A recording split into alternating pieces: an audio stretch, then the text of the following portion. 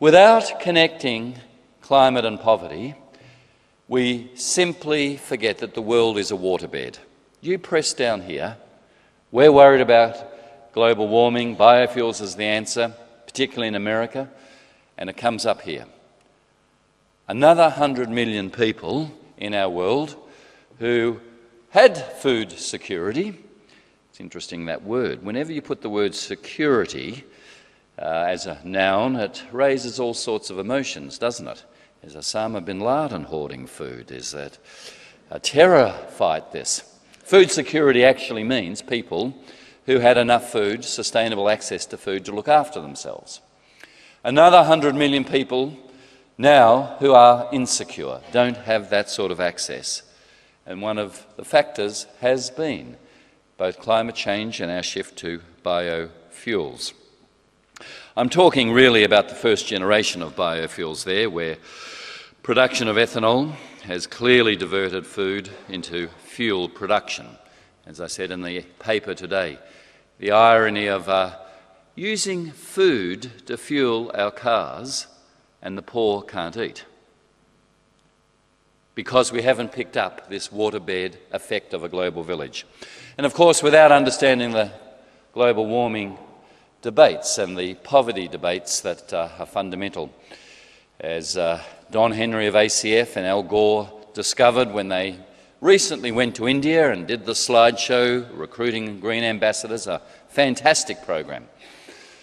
They said, we're absolutely blown away that in India it's not a global warming, climate change issue. In India, it's a development issue. They say, you're worried about your grandchildren? We can't feed our kids today. You who've put most up there in terms of carbon pollution have had the greatest benefit. Now you're saying to us, as we are starting to lift our poor out through industrialisation, stop, sign up.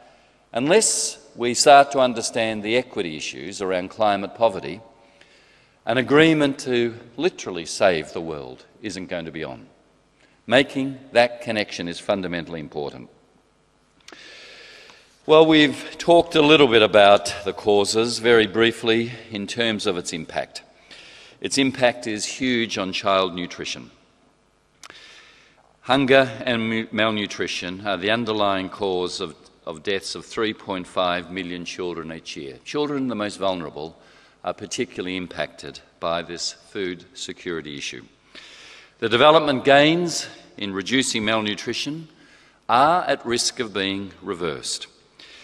World Vision, which is, as an NGO, the biggest partner of the World Food Programme. So I was in Geneva in February when Josette Scherer, the CEO, made an impassioned plea saying, once we said it was just a problem of distribution, we've got enough food, now, she said, it's again a problem of production.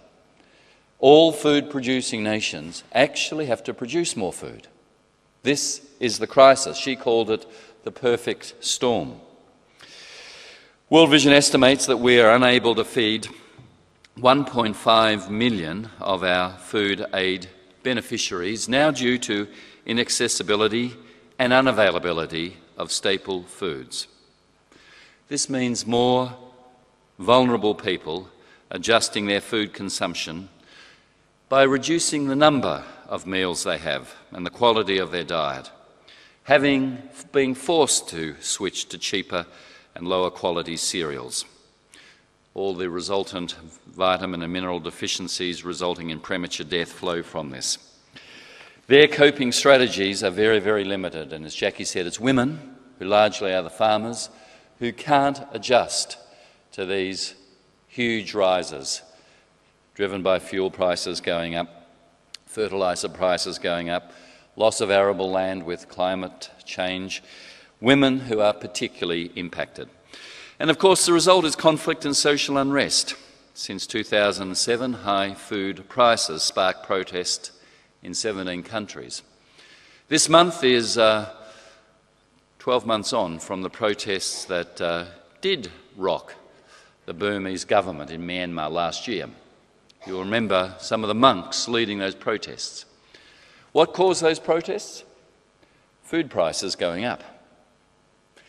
After Cyclone Nargis, with the Irrawaddy Delta being so impacted, almost certainly there is going to be more unrest. Well, 17 countries have experienced that. Let me jump over the impacts on rural small-scale farmers. I've talked a little bit about just how particularly women are affected. The impacts on the urban poor, time doesn't allow, but it's huge. Our next speakers will talk about trade, export restrictions, production subsidies in rich countries. Australia is on the side of the angels here. Our farmers are subsidised very little, and that's one thing we can be pleased about, that we argue against those rich countries' production subsidies, which particularly characterise the EU and the US. From our point of view, what's needed is to see a global ethic to take this seriously, to reduce emissions, to increase agricultural productivity, to think in a global way about water availability, which is maybe why Adelaide has such a radar for this issue, being at the end of the Murray-Darling Basin. You get it. When water availability has been compromised, as it has in so many regions through drought and saltwater intrusion, vulnerable to oil price increases where pumps are powered by diesel. I could talk about heat stress on plants, the fertiliser availability, etc. What we're calling for is, in rich countries, offices to push for national greenhouse gas emission targets. That will avoid the more than 2 degrees of warming, which is the threshold beyond no return. For us to be encouraging our governments to adopt energy and fuel efficiency measures that promote economic growth.